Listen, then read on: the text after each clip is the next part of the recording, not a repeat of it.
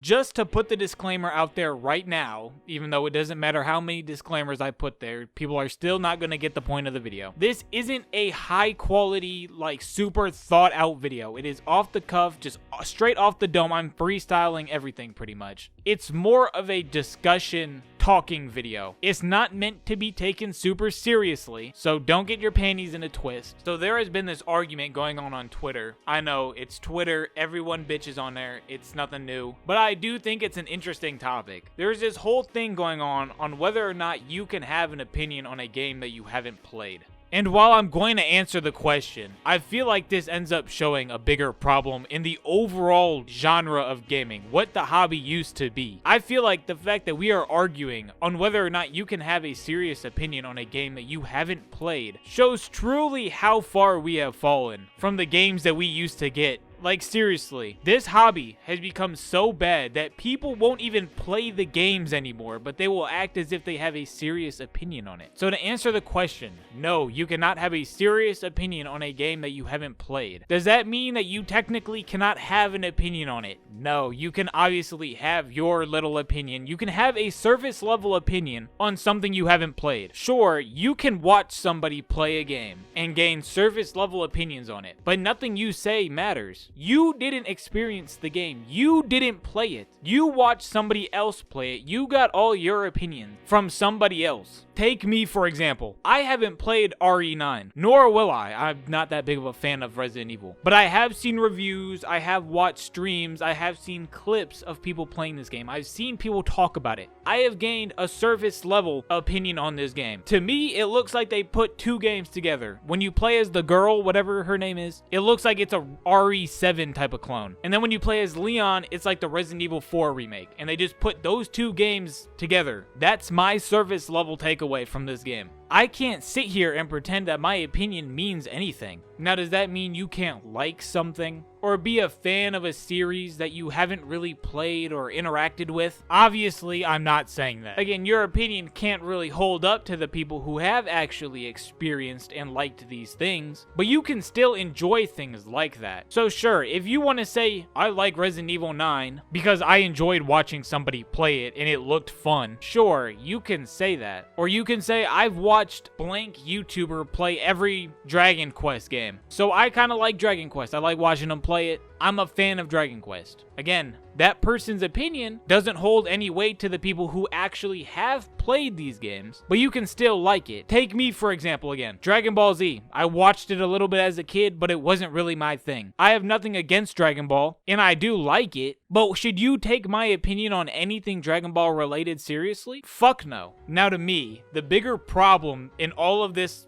bitching and complaining that everyone is doing, including me, I'm no different than them, isn't really about what we're all bitching about. To me, the bigger problem is that video games have become so bad, so dog shit, so lazy, so expensive that they aren't even worth buying. Some people aren't even pirating them anymore, which like is kind of crazy. I know people, I guess nowadays emulation and pirating things is just rocket science to these new people. Like, I guess they just don't know how to do it. But games nowadays have become so bad that people won't even play the game anymore. They are doing everything in their power to pretend on having an opinion or to just talk about being a gamer, trying to be a gamer, I guess. Because that's what they're trying to do. They are attempting to be a gamer or staying in the gaming hobby without even playing them. Now, sure, you can call them normies and a bunch of casuals or whatever, sure. But at the same time, I'd argue that the quality of games has just gotten worse. That people who are real gamers won't even want to buy them anymore. I mean, real life does exist. You know, people got bills. I'm one of them. Motherfuckers got bills. You got groceries. You got things you have to pay for. So obviously spending $70 on a new game isn't in the budget for everybody. I get it. But it feels like a lot of people just aren't buying or playing video games anymore because they have become so dog shit. For example, Remember High on Life? That game everyone loved. It was so funny. Did you know the sequel dropped about like a month ago? Are you gonna spend $60 plus tax on High on Life 2? Obviously you're fucking not, because nobody did. This game got outsold by the first one. It failed. And I'm not saying that's a bad thing, because from my surface level opinion on it, it looks pretty fucking boring. Modern gaming has become so bad, so disposable, because that's really what it is. It feels like every month there is a new flavor of the month game. If it's a big AAA game,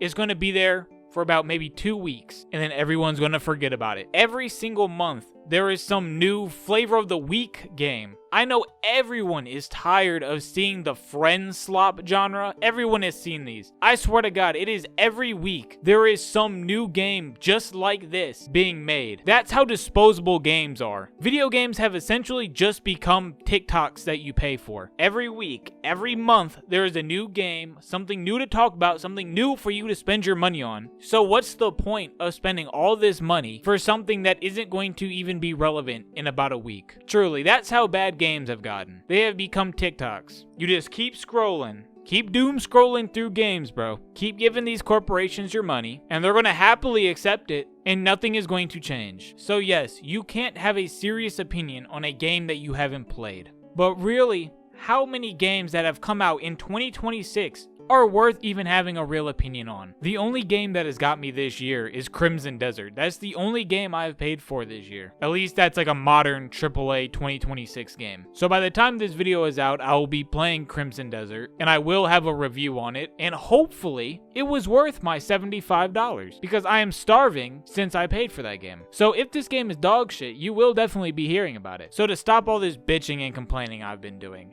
the problem isn't if you have to play or experience the thing in order to have a real opinion on it. The bigger problem is, are these games even worth playing in the first place to even form a real opinion on it? That's the real problem here.